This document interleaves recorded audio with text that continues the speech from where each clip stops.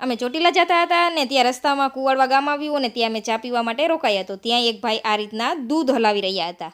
તો ખબર ના પડી કે ભાઈ શું કરતા હતા. તો અમે તો જોવા માટે ઊભા રહ્યા. તો તેને તો એક વાસણની અંદર દૂધ એડ કરી દીધું, તેમાં ખાંડ ઉમેરી અને દૂધને ઉકાળવા લાગ્યા. અને દૂધમાં તેને તો ફટકડી પાવડર એડ કરી દીધો. એને ચપટી ભરીને ફટકડી એડ કરીને સતત દૂધને ચલાવતા જ રહેવા માંડ્યા. તો થોડીક વારમાં તો દૂધ આ રીતના કણી વાળું થવા લાગ્યું.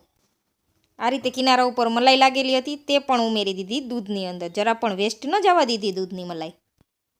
આ જોવાની તો ખૂબ જ મજા આવી. તો થોડીક વારમાં તો તમે જોયું દૂધની અંદરથી બધો જ આ રીતનો માવો અલગ થઈ ગયો.